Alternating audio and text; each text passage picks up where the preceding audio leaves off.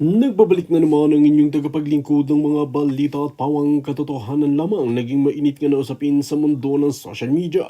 Grabe ang tensyon sa kampo ng kumalat ang balita tungkol sa umano'y mga tiwaling tauhan. Isang grupo ng mga general ang nagpatawag ng agarang pagpupulo upang talakayin ang mga aligasyon. Maraming opisyal ang humihiling ng masusing investigasyon bago gumawa ng anumang hakbang.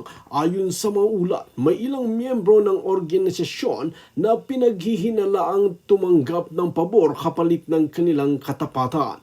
Dahil dito, sinimulan ang malawak kang pagproseso sa mga record at dokumento. Ang mga sangkot sa aligasyon ay binigyan ng pagkakataon magpaliwanag habang patuloy ang investigasyon. Lalong tumitindi ang usap-usapan sa loob ng kampo. Marami ang nag-aabang sa magiging desisyon ng pamunuan.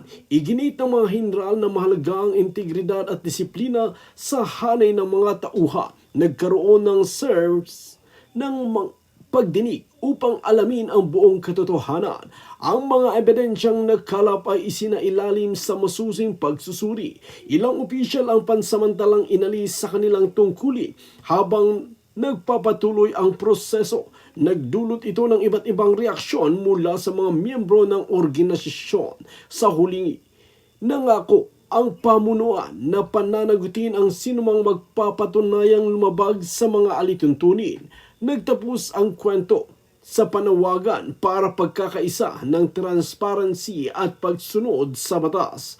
Well mga kaibigan, para nga sa karagdagang impormasyon, panoorin nyo natin ang buong video. At kung bago ka pa lamang sa aking channel, huwag kalimutan i-click ang subscribe button at notification bell para lagi kang updated sa ating mga bagong video.